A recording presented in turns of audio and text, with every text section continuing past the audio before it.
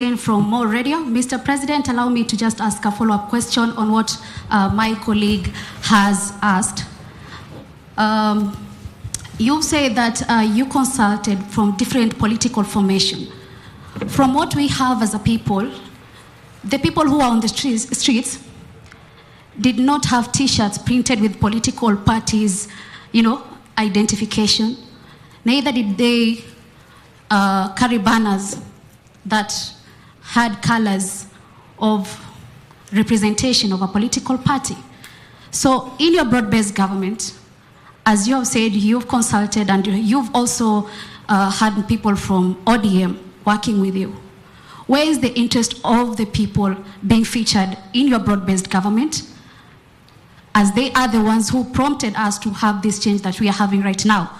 Now, to my question, I want us to just take time back, from the inception of the Kenya Kwanza government. When you took the oath of office, you promised to protect the Constitution of Kenya and ensure that the justice system functions well. You protect the rule of law. When you were making your statement on Wednesday, if I'm not wrong, you told us about amendments of some few clauses of the Constitution, including Public Finance Management Act. You also talked about witness, something to do with that. That is an act of in the Constitution of Kenya. But the populace has this question: why would we talk about amendments? Why? Those very clauses that we have in the Constitution are not being respected. Like, I'll give you an example. Extrajudicial killings that we have seen, not unless we can be given files of crime for the people who died. And then also on that, we had arbitrary arrests. We also have forced disappearances, not unless also the government can explain to the people where these people are, or maybe if you have the information on that. Also, other things is that media rights and freedom, from media censorship and also being granted the opportunity to have the information needed to be given to the public. Also, another issue which I'll just say is on the commission and independent offices, like KNCHR, that is the Kenya National Commission for Human Rights, which you can be publicly held to account when you said about the numbers of people who died. And also we have IPOA, where they've been talking about frustrations in getting information that is necessary to prosecute some of the officers who had gone rogue during the protest. That is just an example I'm giving you about the Constitution. And also something else on leadership and integrity, whereby even one nominated person among those whom you've nominated in your cabinet is actually facing graft case in the EACC currently as we speak. And you talked about Singapore on development. Just a reminder, Mr. President, that in Singapore, they have extreme, serious penalties when it comes to matters corruption. Same as Indonesia. That just shows you how grave economic crimes are, especially matters corruption. So I want to ask you, Mr. President, you've told the Kenyans to give you timeline, actually to give you time to work on these issues, to set things right. If we are to hold you responsible today, Mr. President, what is the way forward from now on, seeing that there is the respect of the rule of law, the very Constitution that you sought to protect, and also in the event that these timelines expire, the ones you've given us, 6 months, 9 months, 3 months, 30 days, if they expire and we see no change, would you wait for the youth to start pushing for you to, out of government? And also, would you heed to the pressure that right now we are actually seeing 14 Kenyans have moved to the courts actually asking for the ouster of you, Mr. President? What do you have to say about that? Thank you very much. The 14 Kenyans who have gone to court are exercising their democratic right. That is how free this country is. That you can actually go to any court and demand whatever you want in court. That is the taste of the freedom that I stand for in Kenya. And I want to promise you that those Kenyans who have gone to court for whatever reason, they are free to do it, and the courts are free to make whatever decision that is constitutional. You have asked me, I think, 10 questions. Let me try and answer some of them. Number one, you have asked me, the people who went to the streets, they did not carry the color of any political party. That is correct. But remember, they carried the flag of Kenya. And that is why I'm saying, let us put the interest of the people of Kenya first. That is why I am saying this broad-based government must be a government that must do, at the very least, 3 things. And I stated them in my address to the nation. Number 1 is the subject of integrity, which you have spoken very clearly about. Dealing with the challenge of corruption. I have made very specific interventions. I have suggested very specific interventions on how to deal with the challenge of corruption. I have said we must change the Evidence Act so that corruption cases doesn't take 5-10 years. That is what happens today. That we should be able to conclude corruption cases in 6 months. I will be making the proposal to Parliament. I hope Parliament agrees with me so that we can deal with the challenge and monster of corruption firmly and decisively. Number 2, I have given my undertaking to the judiciary. In fact, I had an engagement with the Chief Justice a few days ago on my support, on my administration's support for the judiciary. It is demonstrable. When I came into office, I made sure that the judiciary has sufficient resources to be able to discharge their mandate, to be able to deal with corruption cases, to be able to deal with all the other cases. In fact,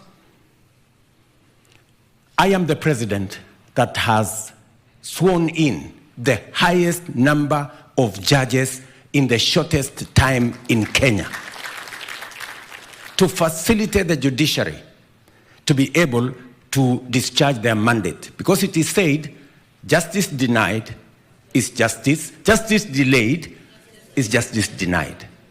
And you can ask from members of the judiciary my support for the judiciary. In fact, when I came into office, there were 6 judges that have been denied their right to be appointed. I appointed them the first day when I got into office to demonstrate my commitment to the judiciary. Let me also say the following, that on the subject of corruption, I am very clear in my mind, and I will mobilize resources that are available. I will mobilize every resource that is available to deal with the challenge of corruption.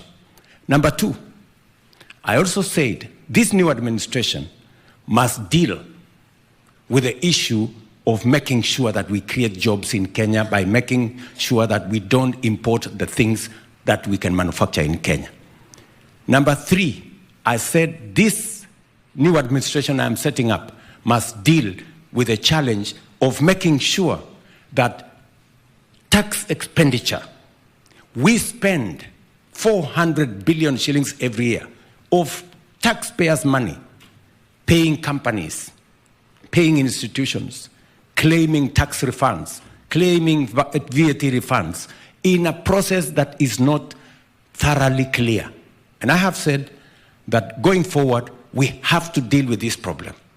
So I have laid out a clear roadmap on what the administration I've just appointed must achieve. I know you have said we must respect the Constitution, which we must.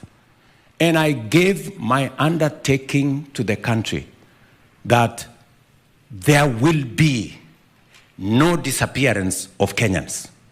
I gave that undertaking. There will be no Kenyans in Rivayala. There will be no Kenyans in Tana River.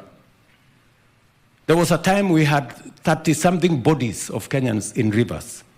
That will never happen under my watch. And I have said this with clarity.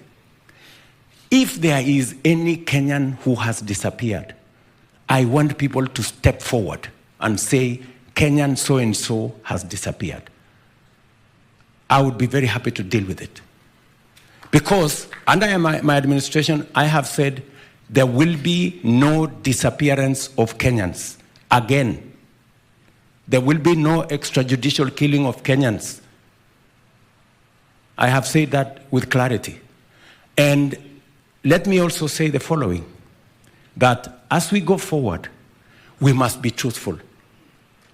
When the Kenya National Human Rights stepped forward with fake news and said 200 Kenyans had been massacred in Githurai, it was a flat lie. I mean, surely.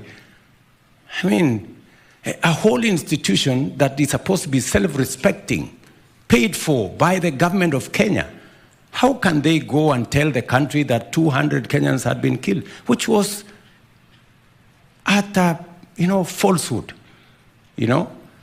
I hope that's not the organization you want to defend. You cannot defend an organization that runs on fake news. And I will call them out, as Kenyans should call them out. We must stick to what is true. 42 Kenyans died, very unfortunately, in the events of the last 1 month. They shouldn't have died. Some of them in situations where the police were involved. Some of them in situations where criminals were involved. Some of them in different situations. All those situations are under investigations. And I have given undertaking that the government of Kenya will support those families even as we get to the bottom of what happened in those situations. I have also undertaken that there are Kenyans who unfortunately lost property. We are also going to support them because it was nothing of their doing that occasioned all that happened to happen. Let me also say the following, that I am a great believer in the Constitution, and I will protect. I mean, many countries that have gone through what Kenya have gone through, Bangladesh, for example, they switched off the internet, they switched off the TVs, they did whatever they did. Kenya is running full steam. Internet is available every day. People are talking from all over the place. Newspapers are writing whatever they want. The TV has 4 screens. They are showing what's happening in Kondele, what's happening in where. What further freedom, surely, would you ask from me? I have the machinery to switch them off. I did not switch them off. Because I am a believer in the rule of law. And I am a believer in free media. That's why the media can go out and demonstrate and call me names and do whatever they want. Doesn't bother me. But that is what freedom is about. That's what democracy is about. So I am very clear about what Katra has said. All you have said that has really come to me is the young people who were out there did not have colors of parties or regions or communities. They had Kenyan flags. And that is why I am committed to making sure that the interests of Kenya, even as I appoint the new administration, come first. What do we do about Kenya first? So that is what I wish to say. Asante sana.